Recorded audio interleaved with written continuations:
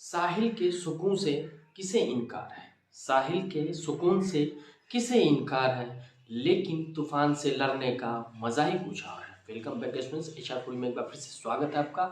आज मैं आपको आपके जीवन से रिलेटेड बहुत सारी बातें बताने जा रहा हूं। जैसे कि आपने 12th का एग्जाम दिया, कुछ विद्यार्थियों ने मैट्रिक की परीक्षा दी, तो मैं खासकर ये वीडियो 12th वालों के लिए बना रहा हूँ कि क्या करें आप 12th के बाद। जब आपकी 12th का रिजल्ट आ जाता है तो आप क्या करें, कौन सा ऑनर सब्जेक्ट चुनें। जी दोस्तों, तो आज मैं उसी लिए आपके सामने आया हूँ कि सोचा कि बता दें, क्योंकि जब रिजल्ट तुरंत आ जाता है उस समय में आप दुविधा में पड़ जाते हैं कि हम क्या करें। और इसी कारण बस इसी दुविधा में कुछ बच्चे क्या करते हैं, गलत ऑनर्स चुन लेते हैं। गलत का तात्पर्य यह नहीं है कि ऑनर्स गलत होता है, आपकी चॉइस गलत होती है। हिस्ट्री, पॉलिटिकल, उर्दू, इंग्लिश यानी लैंग्वेजेस पेपर होते हैं। लैंग्वेज पेपर क्यों लोग ऑनर्स चुनते हैं वो मैं आपको बताता हूँ, फिर लोग हिस्ट्री ऑनर्स क्यों करते हैं वो बताओ। तो पहले मैं आपको बताता हूँ कि लैंग्वेज पेपर का क्या अर्थ होता है। जैसे कि लैंग्वेज पेपर में आता है आपका उर्दू, हिंदी, इंग्लिश, ये 3 लैंग्वेज पेपर आते हैं। मैथिली भी आते हैं, बहुत कम लोग रखते हैं। तो मैं बता दूं कि आप उर्दू क्यों लेते हैं, हिंदी। तो उर्दू, हिंदी, इंग्लिश ऑनर्स लेने का ऑनर्स का अर्थ पहले मैं बता दूं आपको। ऑनर्स का अर्थ क्या होता है, ऑनर शब्द से बना प्रतिष्ठित विषय होता है। 3 इयर्स आप उस सब्जेक्ट को पढ़ते हो, तो 3 साल में आपका ग्रेजुएशन कंप्लीट होता है। Graduation first year, second year, third year आपका ग्रेजुएशन कंप्लीट होता है।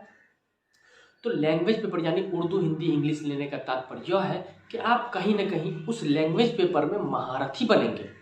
पूर्ण रूप से उसका ज्ञान आपको होना चाहिए, यहाँ तक कि शब्दों का भी ज्ञान आपको होना चाहिए।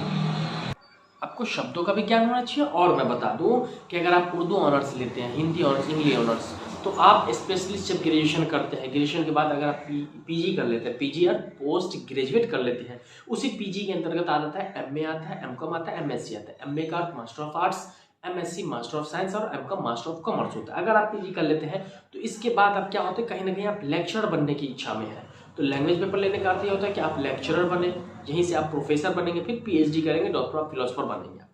इतना समझ में आ गया आपको। अब मैं आगे आपको बताता हूँ कि कुछ विद्यार्थी इतिहास चुनते हैं, हिस्ट्री चुनते हैं। ठीक, हिस्ट्री चुनते हैं, पॉलिटिकल साइंस, जियोग्राफी, ये ऑनर्स थे। ये ऑनर्स लेने का तात्पर्य कहीं ना कहीं आपको घुमा करके ये आपको जनरल कंपटीशन की ओर ले जाता है। यहाँ से भी आप इस सब्जेक्ट के मास्टर बन सकते हैं, परंतु लोग हिस्ट्री और पॉलिटिकल इसलिए चुनते हैं कि अगर आप फ्यूचर में कंपटीशन की तैयारी करना चाहते हैं, क्योंकि कंपटीशन में ज्यादातर ज्योग्राफी, हिस्ट्री, पॉलिटिकल इन्हीं से रिलेटेड होते हैं। तो बच्चे इसलिए लेते हैं कि जब 3 ईयर में ग्रेजुएशन करूंगा तो कहीं ना कहीं ये हमें फ्यूचर में काम आएगा, वो ज़्यादा आगे मेहनत नहीं करना पड़ेगा। ये चीज़ होता है। अब कुछ बच्चे का हाथ होता है क्या कि अरे हल्का भारी, देखो सब्जेक्ट कोई हल्का कोई भारी नहीं होता, कोई इजी कोई टफ नहीं होता। ये निर्भर आप पे करता है और आपकी मेहनत पे करता है कि आप कितना मेहनत किस पर करते हो। अगर आप किसी विषय को पढ़ते हो, उर्दू पढ़ते हो, तो उर्दू कहीं ना कहीं आपको जनरल कंपटीशन में नहीं ले जा रहा है।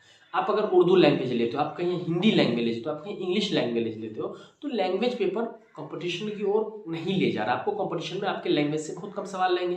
लेकिन ऐसा नहीं है कि जो उर्दू से, हिंदी से, इंग्लिश से ऑनर्स करेंगे तो वो कंपटीशन का फॉर्म नहीं भर सकते। वो भी भर सकते हैं, यूपीएससी, बीपीएससी कोई भी फॉर्म भर सकते हैं। तो कोई भी कॉम्पिटिटिव एग्जाम का अर्थ यह नहीं होता कि ऑनर्स मस्ट है, वो उन्हें ग्रेजुएट चाहिए। बस बच्चे ग्रेजुएट होने चाहिए, चाहे वो किसी भी सब्जेक्ट से हो। ग्रेजुएशन मस्ट होता है कंपटीशन हायर एजुकेशन के लिए, हायर प्रोफाइल जो आपको जैसे यूपीएससी बीपीएससी के लिए ग्रेजुएशन मांगता है, तो ये है।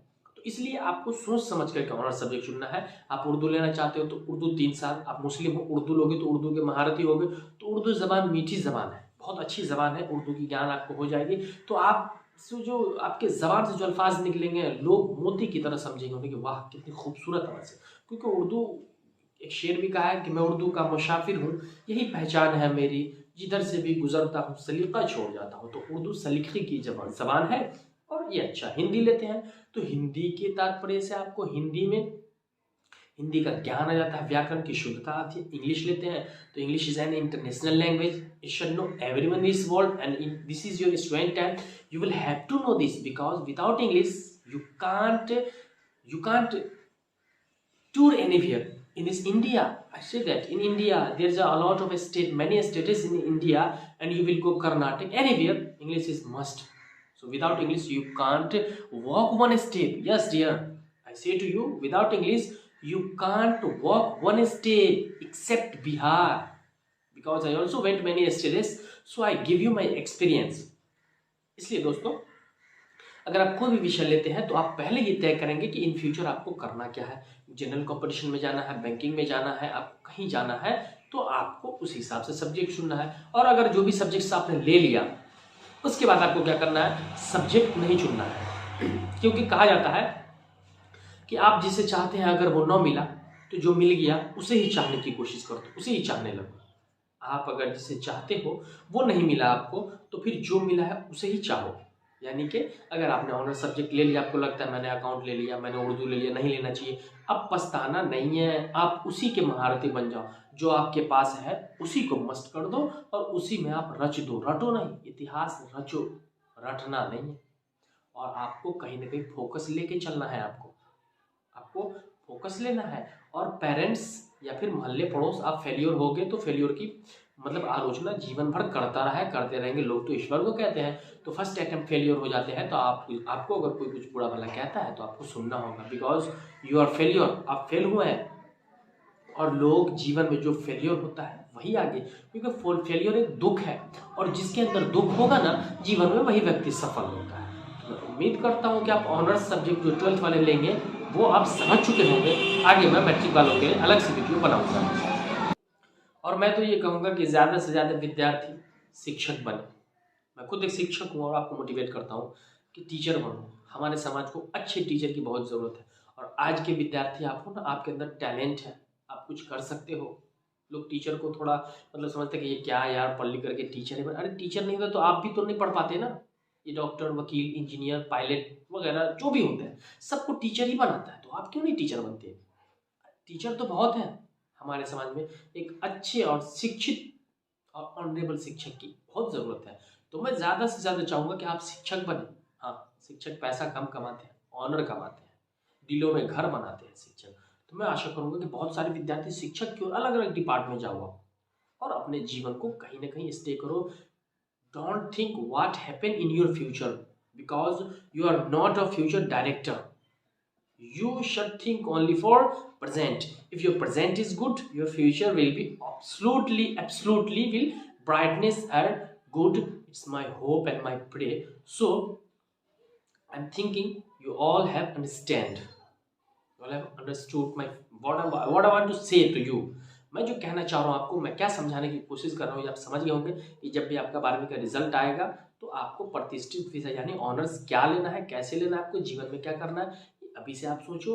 और इस वीडियो को सुनने के बाद आपको अच्छे से मतलब कि डिसाइड करना। अगर तब भी आपको समझ में नहीं आ रहा तो आप मुझे कॉल करके पूछ सकते हैं या आप हमसे मिल सकते हैं, क्योंकि मैं आपसे मिल भी सकता हूँ। ठीक है, तो और ऐसा मोटिवेशन आप अपने 10th वालों को दो। बच्चों को मोटिवेशन की जरूरत है यार।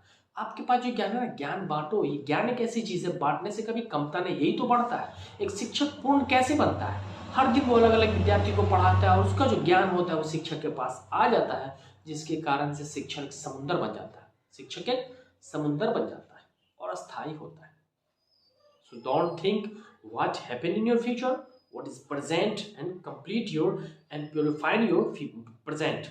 Present will be good, future will absolutely good. इन बातों के साथ मैं अपनी इस मोटिवेशन को ख़त्म करता हूँ और मैं आशा करता हूँ कि आपने पूरा वीडियो देखा। अगर आप नए हैं तो चैनल को सब्सक्राइब जरूर कर लें इसी प्रकार की वीडियो के लिए। Thanks for watching. जय हिंद।